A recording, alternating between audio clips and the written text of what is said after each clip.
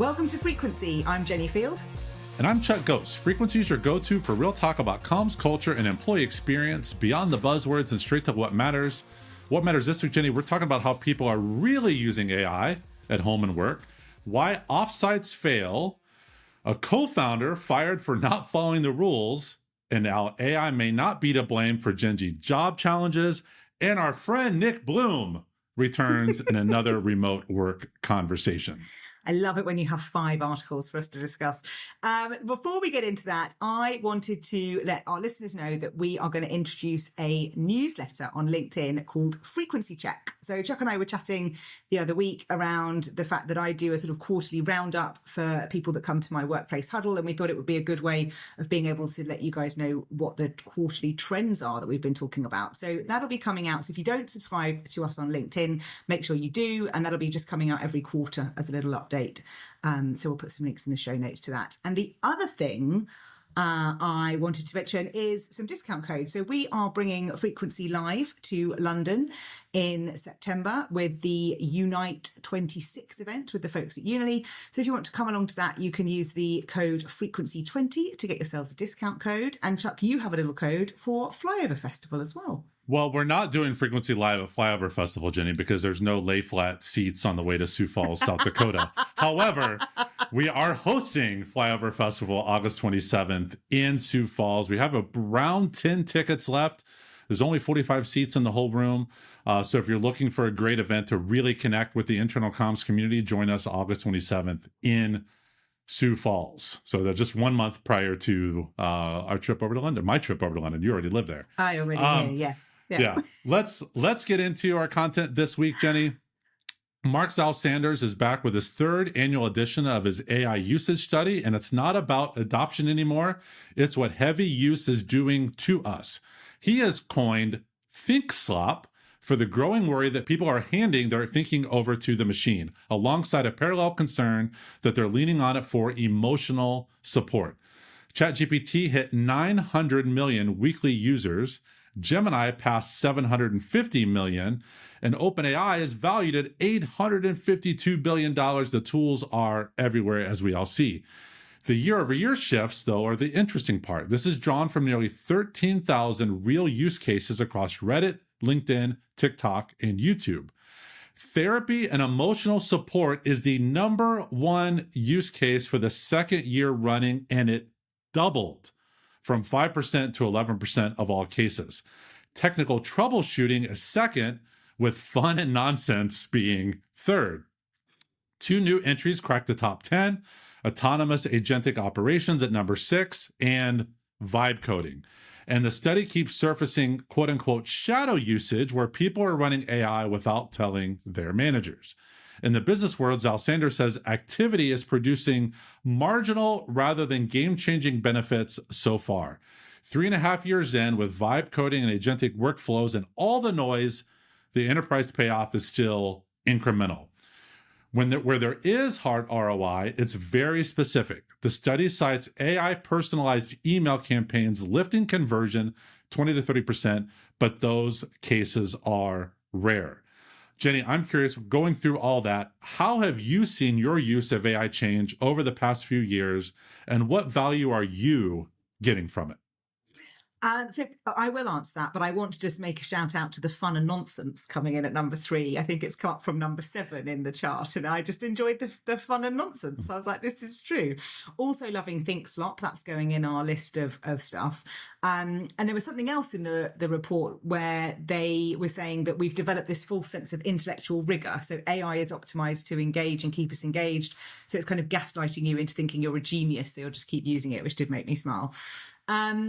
So in terms of usage, I think I use it less for content creation now than I did a year ago, and more for thought partnering. So I definitely use it more for, I've got this idea, can you help me kind of work it through and sort of bounce that around? I haven't used it for content generation for some time. In fact, I got it to draft some stuff for me just the other day, and I was like, I'm just not sure. It kind of doesn't feel right anymore. Whereas I did have loads of draft, and I've still got loads of drafted blogs through it that I need to read. I just don't get to it because it's just a bit of noise. So for me, it's more analysis and thought partnering. And whereas I think a year ago, it was much more about content generation. That's my shift. What about you? I was thinking about it. I started out in pure fun and nonsense. I remember the very early uses I had of ChatGPT, and I think that's okay. Like if that's the trivial, or you're being creative, or you're experimenting with things, like that's awesome. I went from that to administrative to a bit of the thought partner, but I've gone completely back to administrative. I have found that I get so frustrated when I'm trying to use it as a thought partner. We're just on different wavelengths. We're not, what I'm trying to do, I can tell it is just not picking up what I'm putting down, basically. What I do think was interesting, where I get a ton of benefit from it, is that technical troubleshooting. It is amazing at that. Even the example of the other day, so small business owner, you can appreciate, I have to run my own QuickBooks account. And I've in the past always struggled with how to add a new credit card to it so it would sync up and you could see what charges were coming in. And I remember having to just go to my accountant to do it. Using Claude, it was like, here's the 5 steps. Just do this, then do this, then do this. And so the technical troubleshooting is just massive. I would say that's where before I would have Googled something to try to find those answers. Now it is in Claude. So that's been that shift and that replacement of searching to now doing it entirely within an AI platform. I think the other thing I use it for all the time is kind of summarizing calls. So I record a lot of my calls now so I don't have to take notes and then summarize it in Claude. I do ask people's permission before I do that, certainly if it's like a coaching client or anything, but that just makes things a lot easier. So even like new business calls and things like that, I'll be using it to just record, then just get the summary to help me with creating documents and things. So yeah, it's definitely become a lot less about creating stuff and more about helping me get through the day-to-day stuff that could have taken me a long time, get through that a bit quicker. So kind of optimizing what I already do. I've recently started using Granola for I'm really recording interested notes in this. from calls. Yep. I've been starting using that. And then I linked up Claude to Granola's MCP. So right after a call, I can go in the Claude in that project and say, hey, I just had a call about this. So bring in the notes from that. And then I know it's all included in there. Yeah. I think when we did Comms Reboot in Toronto, I think it might have been Sharon or one of the other facilitators was using Granola to record the session in the room. I need to check actually with all the facilitators what they were using. And I think I said to you, what did you use? And you were like, my brain. I was like, okay, cool, thanks. I was kind of looking for some technology solution for other people who don't have as good a brain as Chuck. So I need to check. But there was definitely people using more of that technology in that environment, which was really helpful for me from a reporting perspective to give people that report and output from Comms Reboot. So I think, and I'm sure Granola was in there, and it keeps coming up on my Instagram advert as well. And it will now even more so because I've talked about it. And I guess this is that reminder to people of, yes, AI can be a bit of a superpower for you. It can also shore up your weaknesses. And one of mine has always been note-taking. I have historically been a horrible note taker because I get lost in the conversation. I have to scribble thing down and I have horrible penmanship. So even if I do scribble it down, I can sometimes not even read what I wrote myself. So the fact that now I don't have that worry, and then I know that as I'm working on projects and have different calls on things, it's all being brought into a broader project. It's sort of what I think Notion has been for some people, but Notion was too white space for me. I could not figure out how to use it. I think Claude with the MCP connectors into things that's now what makes sense to me. Yeah, totally. We'll move along to Gustavo Razzetti, author of one of my favorite books, Remote Not Distant. He has run over 300 executive offsites, and his advice is clear. Most fail for the same 7 reasons, and the biggest one is treating bonding as the point. Teams leave the bowling night feeling closer and go right back to the same 3 voices dominating every meeting, the same avoided conversations, the same friction people mistake for personality clashes. Feeling good is not the same as working better. Gustavo's interesting idea here is quote-unquote conversational debt, the compounding cost of every real conversation a team keeps dodging. A good offsite exists to pay that debt down, which means it should be uncomfortable by design. Razzetti also refuses to let leaders play by different rules. Laptops away, speaks last, not first, and accepts public pushback from the facilitator, or he leaves. And he's clear that the offsite itself is almost beside the point. What happens in the week after decides whether anything sticks. For comms and EX people who often get roped into designing these things, either for others or their own team, the useful provocation is that follow-up gets dumped on HR or the leader, and then momentum dies. Razzetti wants ownership split and follow-up baked into existing rhythms, not bolted on as new meetings. Jenni, while conversational debt is very interesting and would be a good name for an interpretive dance group, I want to focus on offsites ending in conflict. Do you think leaders can even handle that? Yes and no. And I love the work of Gustavo. In fact, his book, Remote Not Distant, is one I also love. And he read and endorsed Nobody Believes You for me as well. So we've had several conversations over the years, and he has got a new book out as well. So it's still on my list to get. But I think that they can handle it. And actually, I was talking to a leader the other day, and they'd just come back from a team offsite where they said it was a really good 3 days. There were lots of tears. There were lots of upset. There was lots of this, but we've sort of come out of it almost the other side. And I thought, what a great offsite, because you've actually dug into the really meaty stuff. And even though I always say to leaders, you have to make time quarterly to get together, it's not about the team bonding. It's about getting into the deep issues. It's about having the time and space to have the gritty conversations, but that you don't get in a 90-minute weekly call that's very operational focused. So I think leaders can handle it, whether or not they are able to do the work afterwards. So Gustavo says about it's what happens in the weeks and days afterwards. I think they can handle it in the moment. Do they then do the work to make sure that the team cohesion is there afterwards to follow through? I think that's probably where it fails, because I think when you're in the moment, in the room, it's easier to deal with. When you're then back to the day-to-day, I don't think you're helping facilitate and manage that group cohesion that might be needed after a tricky offsite. Yeah, I have not led 300 offsites the way Gustavo is, but here's my recommendation to this. I treat these like retreats, offsites, onsites, offsites, whatever you want to call it, a bit like Festivus from Seinfeld, Yes. where you begin with the feats of strength. You begin by talking about all the things the team is good at. It's a chance to compliment each other. Hey, we did this really well. We did this really well. Followed then by an airing of grievances. So that you can then go into talking about the things that are challenges, things you didn't work out well, and then ultimately coming into our Festivus miracle. So I don't think they think about it in this way, though. So they might be up for it, but I think sometimes they just think about these offsites as like, it's either we're here to do a bunch of training and get work done, or no work, we're all going to have fun.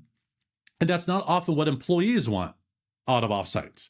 Oftentimes they're like, this is the first time they're in a room with another person that they want to just work through some stuff with, or solve a problem with, or talk. Like, I think it's setting the goals and understandings of what this offsite is going to be, and make sure that's what your employees want out of the offsite.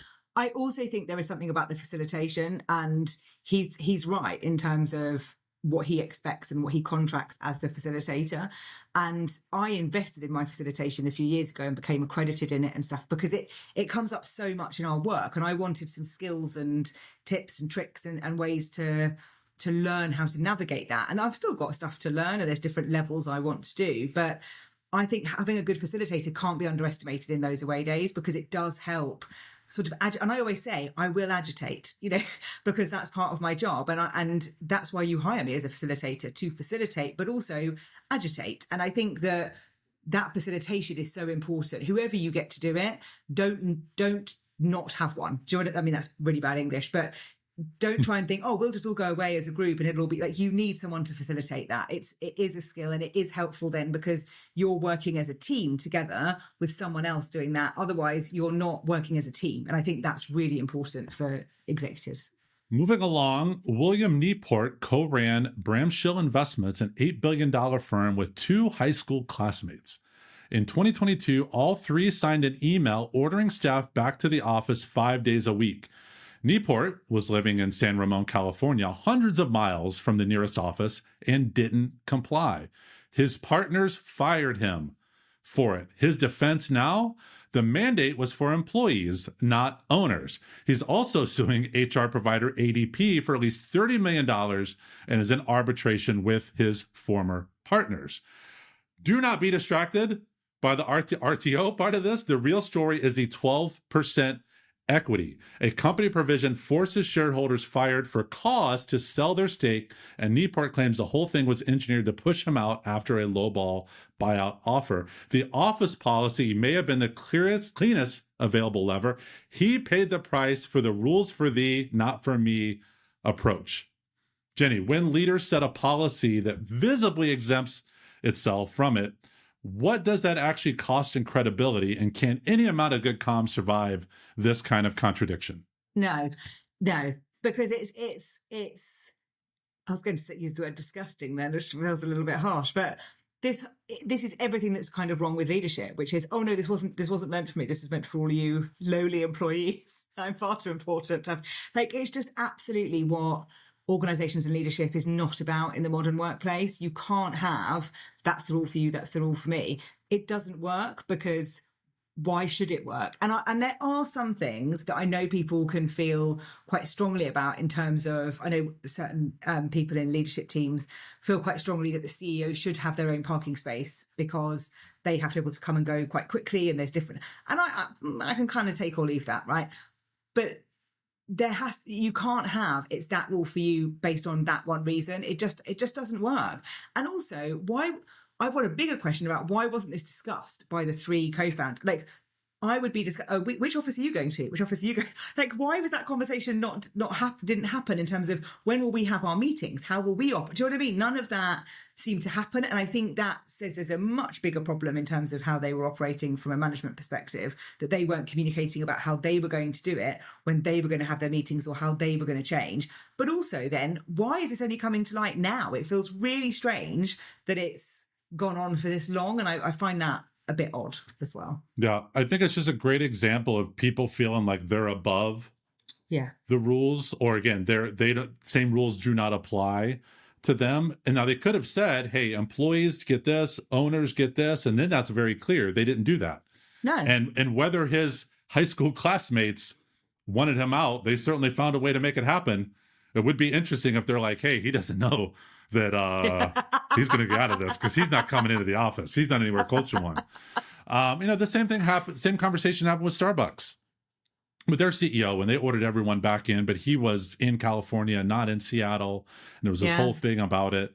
It just shows some of the arrogance that some people have, and also not understanding the impact that arrogance has. I think he's now feeling financially the impact that his arrogance has. And there are consequences to decisions, whether you like them or not.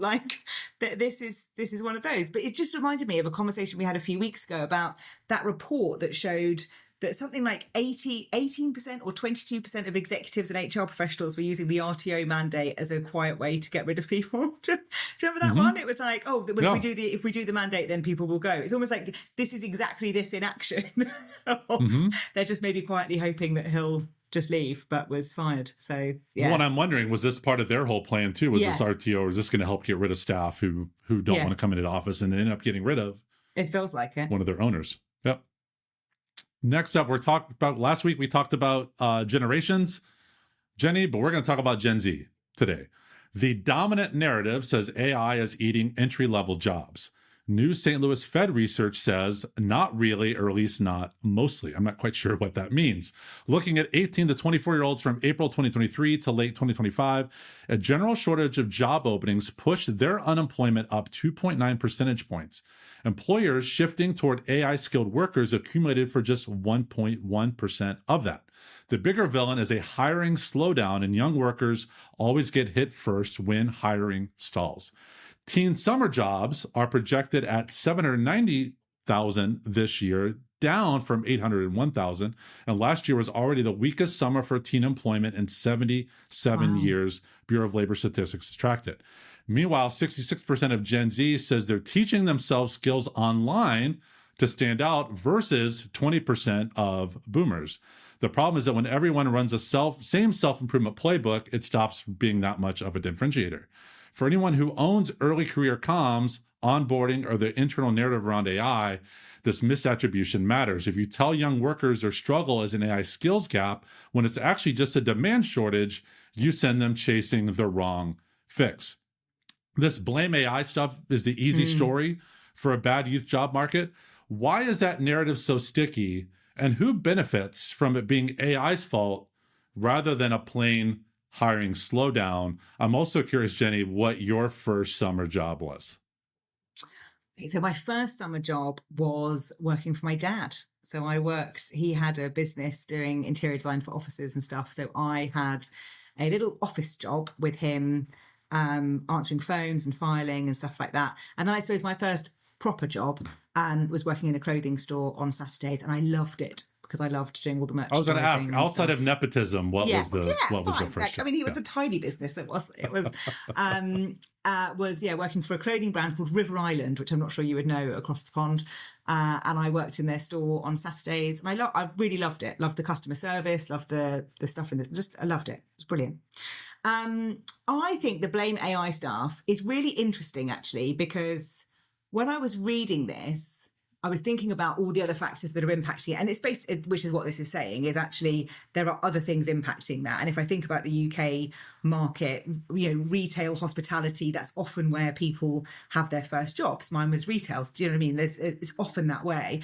But over here in the UK, those industries have been massively hit by changes to minimum wage, changes to tax, changes to business rates, like all sorts of things are compounding that. And I feel like that should be getting the blame because actually if you focus in on that, you'll actually probably make some changes. But instead, we're focusing on AI. And I don't know whether it's because that feels like an easier thing to blame when you're making lots of cuts rather than trying to go after sort of government choices and decisions. I honestly don't know. I find it really strange, but maybe it's because companies want to invest in it and they want to make the job cuts to allow for that investment. And we've talked about that before in terms of it's more about making space for the investment in it. So I find it strange to blame it. And maybe it's just because it's easier. Mm-hmm. Yeah, I think that's what it comes down to. A couple of weeks ago, I talked about a conversation I was having with my son who's going into college and him being interested in marketing, but marketing is not going to be there because of AI. And I could explain like, no, it's just going to be different. It's going to evolve over time. So I think this blame AI is just easy. We all like a villain. We all like to blame something. It's easy to blame a thing that there's no face to. There's no, you're not blaming a company, even though the companies are saying, hey, it's AI's fault, but also we're spending money to invest in AI. So I think that's the sticky part. We all like to blame the villain. I think the good side of this is seeing about people teaching themselves skills, like trying to move up, trying to catch up to things that are changing. I mean, that's a redeeming quality to hear that more than 2/3 are teaching themselves these skills to try to stand out. I don't care if the article says from the same playbook, because they're trying to improve. They're investing in themselves, which I think is a really great thing to look at. Yeah, I don't think that's a bad thing, but I think that there are other skills that younger generations need to build, like relationship building and things like that in terms of conversation and communication and some of those things. If you're just learning how to use AI, that is not going to help you with how to influence your stakeholders. Like whatever job you do, that's going to be something you're going to need to do. How to persuade, how to, build relationships quickly, how, all of those kind of human skills. I don't think it's as easily accessible to go and learn that as it is to go and learn AI. And I think that is actually probably the bigger gap that's having an impact in terms of their skills. And I think if it could be as easy to access, here is, a quick thing about how to build relationships at work. Those are some skills that I know young people are saying, I'd really like to learn how to do that because I don't know how to do that because I either, was at school during COVID and therefore didn't build some of those foundational things, or I'm neurodivergent and I struggle with doing that and I'd like some help. Like there's loads of different things behind that. But those are the skills that I worry will be left behind as everybody goes into, I've got to learn AI in order to be able to do this. And they're not learning the bigger skills that we need to actually connect as a human race. Yeah, thanks for asking about my first summer job, Jenni. I was a bagger. Very sorry. Yeah, I was a bagger at Kroger grocery store in my hometown, which was awesome. I loved it. It was a great summer job. But yes, you're right. But I also think every new, what you call them, generations or people entering in, like new employees, whether you're in your late teens or early 20s, there's so many skills you have to learn by just doing the job. Yes. Like you can't teach yourself some of those skills. But I think when you look at job descriptions, that's what they're trying to teach themselves. The things that companies are saying we're hiring for, even though those other things you talked about are important, you can't really teach yourselves those things. You have to be exposed to that. And it's sort of the old adage, like you need experience to get a job, and you need to have a job to get experience. Like people get caught up in that cycle where at least they're trying. They're trying to get better, get stronger, whatever it is. And that's always a good thing. And last up, a new study from researchers at the New York Fed, University of Virginia, and Harvard drew on more than 588,000 workers and found remote work accounts for roughly a third of the rise in mental distress between 2011 and 2024, hitting people who live alone hardest. Nearly 9 in 10 workers in remote-capable jobs spend their entire workday alone, and co-author Emma Harrington describes days going by with no face-to-face contact at all. But this one comes with a fight attached. Our favorite person, Stanford's Nick Bloom, whose randomized trials show remote work improving mental health, pushing back hard on this. He says that people repeatedly choose something they love. How is it bad for them? His fix is choice, not mandates. That people who live alone are clearly the ones carrying this cost, and nobody serious is arguing for a return to 2019. Brian Elliott's belief is that most companies treat remote as a default, not something you design around connection. So they cut gatherings and travel, and basically no one's engineering moments that matter for these employees. Just one office day a month reportedly lifts productivity 8% and cuts attrition by a third. This is a design problem that keeps getting framed as a location problem. Jenni, the loneliest people in the data are the ones living alone, not remote workers as a group. Does that mean the office isn't the fix at all, or is it even the employer's job to solve an employee's loneliness, or just to stop making it worse? Gosh, this is complicated, isn't it, in terms of and we've talked about this a lot on this podcast about what is the role of work in terms of the individual's overall life and wellness. And I think we both agree that there is an element of agency on the employee for their own life, and that work can't come in and fix that. However, I do absolutely agree that the loneliest people are the ones living alone and then working remotely, and that compounds the issue. I do think there is also the issue that people have just cut all of this connection stuff. We talked about this on my internal comms roundtable the other day, of we've sort of stopped this ability to have fun, because if you can't measure the return on it, then why should we do it? I don't know, because it's just a nice thing to do because we're human beings, and it would just be nice just to not be sitting doing tasks together and actually having a moment of connection without having to measure it. So I think all of that is part of the issue. I don't think it's location. I think it's about that connection. It's not the responsibility of work to address the loneliness issue, but I think it's the responsibility of the organisation to figure out where work fits in the bigger societal world we live in, and how it fits for the individuals. We talked about this before, about you saying about how it was a big part of your dad's friendship circle, because we were talking about how that's the role that work used to play. Now it's less that, but for some people it's still that. And if you're taking away that option for them to create their community, then that's not fair. And I do think that sometimes people say everybody wants to work remotely, everybody wants to work hybrid, no, they don't. You can't possibly just blanket that. That is not right, fair, accurate, just any of those things. Everybody is different. Give people the choice, give them the flexibility. And if you know someone does live on their own, then they should be encouraged to come in on like team days where everyone's together, so that they are having some element of social connection. Yeah, will say everybody does want choice, and it's what you choose is then what's best for you. Yes. And so I also think it's being clear, like being alone and lonely are different things. Yes, correct. And I remember thinking about that during the pandemic, of the people who did live alone, how challenging that truly must have been. Where at least I had my wife, Kristen, and kids, and we were safe and could go back and forth between houses. Like, at least you have that person that's Yeah. also putting a lot of burden on that other person. I wonder if did people just develop, and we all develop some really bad habits during that time. But I don't want to, it's not, people living alone is not the problem. I think it's some of these habits that we might have developed. And I was recently talking to Kristen about this, where we hear a lot of times about the male loneliness epidemic. Mm-hmm. I'm now, and we don't, this may relate to this, maybe not, but I'm taking a bit of a harder and harsher stance on it. That is also a choice. That is a choice.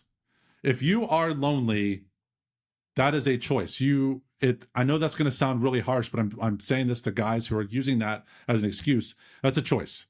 You can choose to join groups. You can choose to get out of the house. You can choose to go to the gym. You can choose to say hi to people. Like, when we were talking about the difference between male friendships and female friendships, and not that there's entirely different, but there are differences between the two. A lot of male friendships are very superficial. In very good ways, not in a negative way. If you like the same football team as another guy, you can develop a friendship off of that. Like, it's actually pretty simple to do. We all feel lonely at times. Like I mentioned to you, this was maybe about a month ago. I work from home. My wife was traveling abroad. My kids were traveling. So I was like, this is weird. Like it was oddly easy to just stay at home, but also I didn't like that feeling. I was like, I've got to get out of this house. Yeah, that was a choice. You got stroppy. I was like, you're not in a good place because and you were like, yeah, I think that's what it is actually. But that's a choice, and there's some of that self-reflection we need to all do. Like, what do we all own? Yeah. In this, and I do think it's interesting that the data point around the one office day a month, what that does. Just by that one connection, I think we can all benefit, even if it's at once a month. So imagine what twice a month or 3 times a month or whatever that is, like how that truly does help the business, but it's all comes back down to the choice. Yeah. And, you've made me remember the book, The Let Them Theory by Mel Robbins, which I've talked about a lot. There's a chapter in there about adult friendships. And it's probably the one chapter I talk about the most around how weird it is making friends as a grown-up. Because you're not taught how to do that. Because your friends, when you're younger, you meet at school and you're all at the same stage of life. But then as you get older, you move away. And it's a really good chapter about the challenges of adult friendships and how you do it. And one of my very good friends, I remember her saying to me when we met, because we ended up doing the Tough Mudder challenge thing together, and I didn't know her. She was sort of friend of a friend, and she would even say now, I remember when I first met you and I thought I really want to be her friend.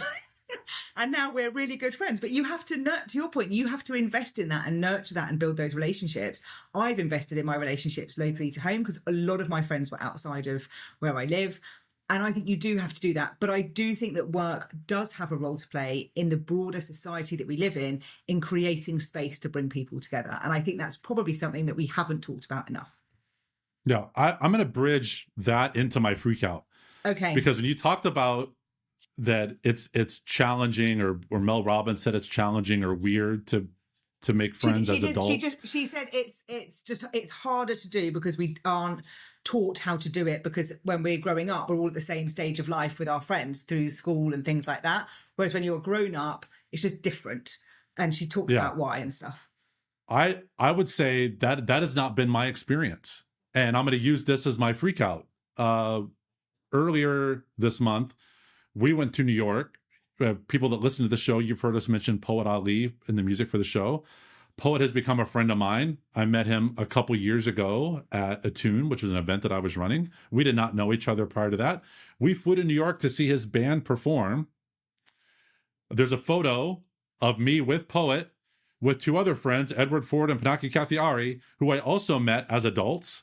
So all of my best, I would say best friends, and that my best friendships are formed as adults. I have one that is carried on from when I was a kid. Still my best friend from first grade. We still keep in touch. But also all of our friends are scattered truly around the world. Yes. I'll include you in that, Jenni. Truly around the world. Oh, thank you. So it does take effort. It does take work, but it's so fun. It's so fun. having adult friendships, like being able to see your friends and watch them succeed and do things you never thought they were capable of. Like this photo of Edward, myself, Poet, and Panaki, biggest smiles out there, and to see Poet do his thing up there, it was just really cool to see that. So that was my freak out, is one, adult friendships are amazing, and two, man, to see your friends do things like we didn't know what to expect. We heard his other music. We hadn't heard Brooke Angeles, which I did later learn I had a bit of a faux pas, Jenni. He was trying to keep those two personas separate, like Poet Ali over here and Brooke Angeles over here. I broke the seal on that unknowingly. No. And also I was like, Poet, you're not Hannah Montana here. Come on. Yeah. This is good. We can keep these things together. But it was a really fun trip to New York. We happened to be in New York at the same time as the Taylor Swift and Travis Kelce wedding, which was kind of a bit bizarre because we just saw a lot more black cars and SUVs around, of, transporting people around. We were not invited to the wedding, unfortunately, but we did get to see Poet Ali perform in his band Brooke Angeles. So that was a lot of fun. It's very cool. And I'm with you on that. Nearly like all of my friendships are adult friendships. I'm not friends with anybody from school. I've got a few acquaintances, but not tons. Mm-hmm. And my freak out this week is, you may notice I'm somewhere else. I'm actually downstairs in my house today because the heat wave continues in the UK and it's too hot to be in my office at this time of day and I will melt. So I'm just a bit bored. It's meant to be calming down over the weekend and stuff now, which is good, but it's been going on for such a long time and I'm bored. I'm bored of it, but I'm downstairs. I've actually got an ice pack under my feet while I'm sat at my dining room table here doing this because we don't have any air conditioning and I'm not allowed the fan on while we record because it's too noisy. So that's my freak out. It's just the bloody heat wave, but it is coming to an end. Fingers crossed. Fingers crossed. Well, or just get air conditioning. That is what we are freaking out about. Thank you for all joining us. The show notes have all the articles and links from today's conversation. If frequency is a regular part of your week, a quick review goes a long way. Subscribe wherever you're listening and share this with just one person who's interested in the stuff we talk about. Thank you to Poet Ali for the music. We're back every Monday. See you next week.